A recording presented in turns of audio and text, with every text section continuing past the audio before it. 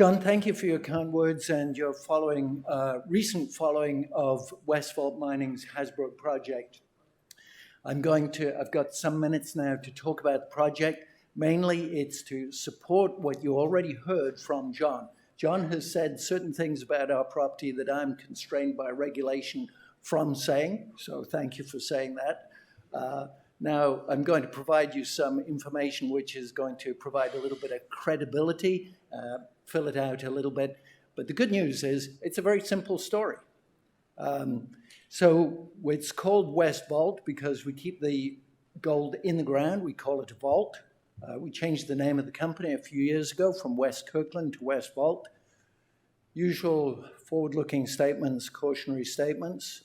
Going to top 4 topics. One is the strategy, which is key. It's what you do with it is more important than what you've got. Why is the value, as John has suggested, unlocked in this project?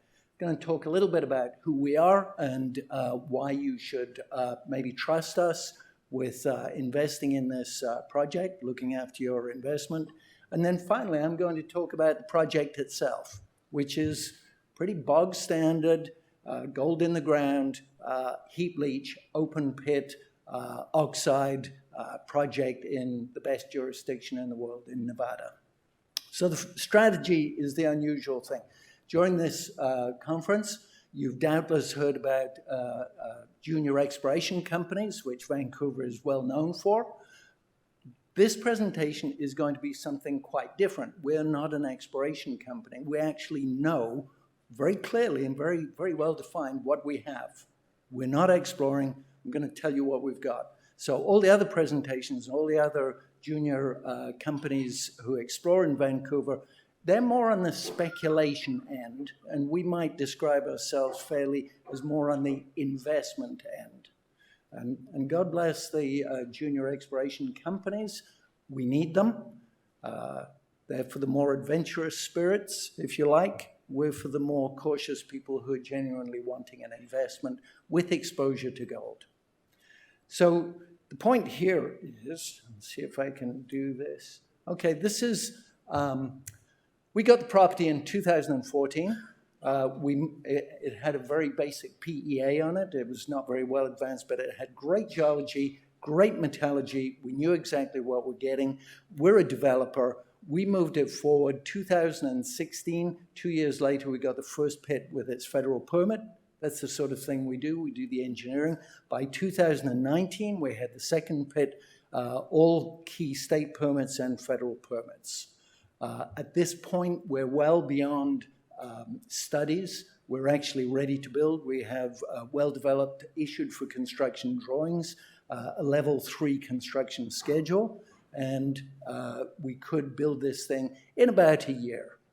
So in 2017, on this trajectory, which we were on, where we're going to build a mine, something happened. An individual by the name of Peter Palmetto, president of Sun Valley Gold, a billion-dollar gold fund, started accumulating our shares in the market.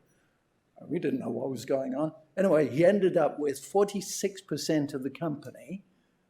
He's my chairman, he's my boss, and this is his strategy, and this is why he bought the company, because he wanted to have a vehicle where he could make a point, where he called the shots. And at 46%, you can do that. So he said, look, you got the gold in the ground. Oops. You got the gold in the ground. I'm pressing the wrong button. I'm supposed to be able to build a mine. Apparently I can't do this. There's the gold in the ground. You go and mine it. It's risk, it's cost. You're going to lose some of the gold in the ground. It's going to get consumed in that. And you know what you're going to do at the end of that? You're going to put it back in the ground. He's saying, avoid the risk, avoid the dilution. You're a junior single project company. You're not qualified, which I agree with. And I've built mines. You're not the right people to build this mine. So just, it's fine as it is. So that's the thesis and the strategy. So moving on. A little bit of credibility. Who are we and what we've done before? Some of you might remember something called West Timmins Mining. Mike Jones, Frank Hallam, that team. We had how many bagger is that? Anyway, it's 1,500% back in the day. 2009, Mag Silver, founders of that. They're busy doing platinum group metals at the moment. So we've done this a few times. What's working for us also, very briefly, something you'll all know, the bars show the number of discoveries, of gold going forward over the years. We're just not finding more gold, which is a good thing, because the only reason gold is valuable is it's scarce. And as it becomes more scarce, as fewer and fewer discoveries are made, and as more and more of the already known gold is being mined, it becomes scarcer and therefore more valuable. So that's working for us. And this is in addition to the dynamics that John was talking about, the macro global economic and geopolitical things that he talked about. I'm talking about another driver to value. Okay, the chairman's statement, read that in your own time. I've already described it. We're believers in the secular bull market. We've got a great property here. It's in safe hands. Peter Palmetto is a shareholder. He's exactly the same as you. Should you choose to invest in this company, he's not going to act in any interest or any direction other than shareholder value. Okay, again, a little bit of credibility. Rick Rule has been a great supporter and booster, early investor. He helped us get the money to buy the project in 2014, is still an investor. I asked him a while back, Rick, do you still like our strategy of not building? When normally the thing is it's a knee-jerk reaction. If you can build it, you go ahead and build it. He said, no, you're on the right track.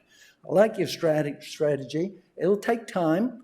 But, limiting dilution and risk, it's a good way to go. And one needs to be tolerant of boredom if the alternative is terror. I said, Rick, can I quote you? And he said, sure, quote away. The terror is a junior company going and that existential problem of going from having something to building it and putting it into production. And that's what he was saying. Avoid that. You can make more money more safely by doing it a different way. Thomas Kaplan, he's nothing to do with this company, but I do like his quote. People think going into production is how you make money. It's not. Buying things low and selling things high is how you make money. Again, it's our strategy. So the value proposition, why are we undervalued today? Why we believe it is. Comparables, this is according to my good friend Joel Sneyer.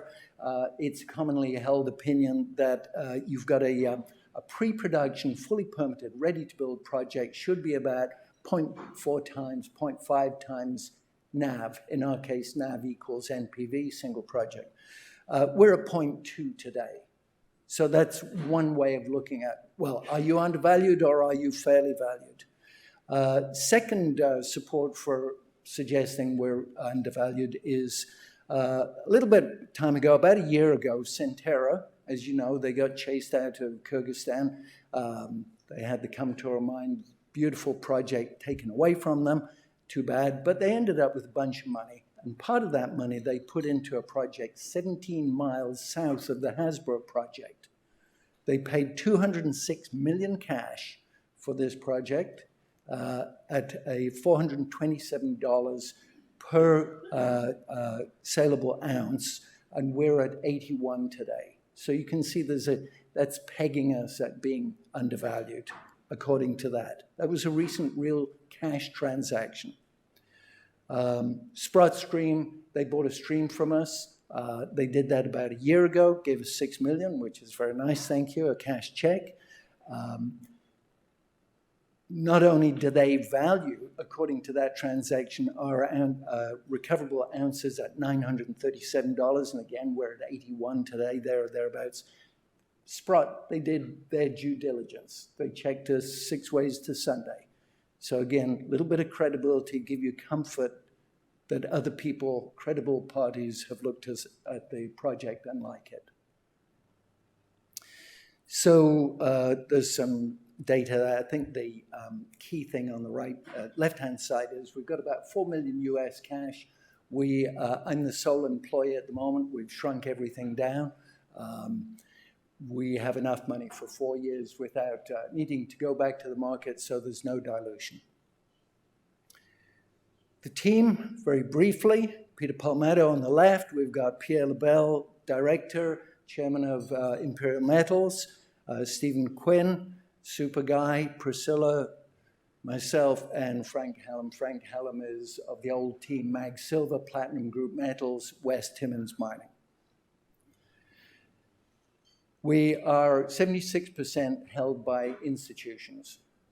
There's going to be no unfriendly takeovers. No one can push us around and get us off our strategy. Again, there's the credibility that all of these institutions are going along for the ride on our project, believing in the strategy. Now I come to the project itself. We recently did an update on the pre-feasibility study. We are, as I stress, way beyond study level, but we did do the pre-feasibility study because that's what we can publish. We did it in January of this year. At $1,790 gold, we're at 200 million US NPV. Again, come back to the market cap. In American terms, about 35 million today. Again, there's a value gap there. The initial capex to build is very low for a project of this size, 66 million US. That's my budget. I built mines. They said, how much is it going to take? This is not a Vancouver Junior arm wave. This is my number. If my feet are held to the fire, Sandy, go and build it. I can do it for that. All-in sustaining cost, pretty good, $877. We've got 561,000 recoverable ounces over 8 years, 70,000 ounces a year. Nice little producer. It's very safe. We've got lots of boreholes into the geology. It's been looked at by many credible people. They all agree with it. Lots of metallurgy been done. And low strip ratio. It's all above the water table. Heap leach, open pit. Peter Palmetto in 2017 bought this company essentially because his analyst had a look at it, came back and said, boss, this is mining for dummies, quote unquote. Sensitivity table, we've only taken this table up to 2,600 gold, but 110% after-tax IRR. What is that? $500 million NPV 5. So lots of leverage there. And it is more leverage to gold than increase in costs. We, as I said, recently updated our study. From the 2016 study, we had a 43% IRR in 2016. Costs did go up. Gold went up. We're now at 51%. So you can see that the impact of the gold price dominates the effect of increase in operating and capital costs. Leverage to gold. Where it is, down at the bottom of Nevada, the Walker Lane Trend, getting to be a very popular place. Anglo Gold Ashanti there. In Tonopah itself, you've got Black Rock Silver, Allegiant Gold. There are a number of lithium plays, so it's getting to be an interesting offset to the Carlin trend up in the north, which has, of course, been the big place for the last 30 years. Nevada's just a super place. Best in the world. Large land package, prospective. This is the first pit. The colored stuff on the section at the bottom of the picture, you can see that's where indicates the gold, and you can see there's a lot of stuff with gold in it. There's not much sterile stuff there. So that's a 0.8 to 1 strip ratio, no pre-strip, 80% recovery from a heap leach. Too simple. It's an artist's view of what it looks like. We'll be there for 2 years. Too bad it's not bigger, but then we go to the next pit for next 6 years. Both pits are prospective. We've got these geologists identified targets for drilling. We're not drilling. We don't dilute a good thing by doing the speculative act of drilling, which we all know is highly risky. The right time to drill is get into production and immediately start drilling and expand at that point. So here's the second pit, and again, view a picture of the hill and cross section through it, and you can see there's a lot of gold there, a lot of color, not much gray in the pit outline. Simple and quick. Go up to the top of the hill, start mining it, take it down onto the pad, and by the way, all the other infrastructure is in place. We have the water rights, we've got grid power, we've got road access. You can see the yellow line there going left to right is a highway, and the town is right next to us. They're very keen on this mine starting. In fact, they're a bit grumpy at us that we haven't started mining it already. On the southern property, the 6 years that we've been mining at the Hasbrook pit, you can see these ellipses are geologist-identified targets. We're not drilling on them, but you can see lots of circles. And maybe more importantly, over this blue circle to the east, that's not on our property. Our property is this, you can hardly see it, this rectangle here, polygon rather, but over to the east is the collapsed caldera that is arguably the heat source for the Hasbrook project. There's the Hasbrook pit right there, that little green thing. And this area has been largely unexplored. It's available. Somebody's going to find something there. It'll be good for us if they do. Okay, so that's a little bit. Oh, there is one other good thing about the Hasbrook pit. Down at the bottom of it, we've got some pretty good indications there might be more ore in the root. We've got some, pretty good grades here, 12 grams, 4 grams, 5, 11 grams, and so on. Again, we're not drilling to prove that up. It costs money, dilution. The right time to do it is mine the pit down, drill when you're down there, and drilling is very cheap, and you got the money to do it. Recent milestones, I talked about the Sprott royalty. We did an internal study of electric mining equipment and believe that we can go from about 200,000 tons carbon dioxide equivalent emissions over the life of the mine to about 60,000. We will do that. Whoever runs the mine will do that. We've got grid power. It's kind of a no-brainer. The electric equipment, trucks, drills, and so on, is becoming more and more available as years go by. We also initiated an Arid Land Research Fund, which is something that's being participated in by many local mines. There's about half a dozen local mines who are supporting this initiative. We're doing more than greenwashing. We're actually sponsoring real-world research into desertification.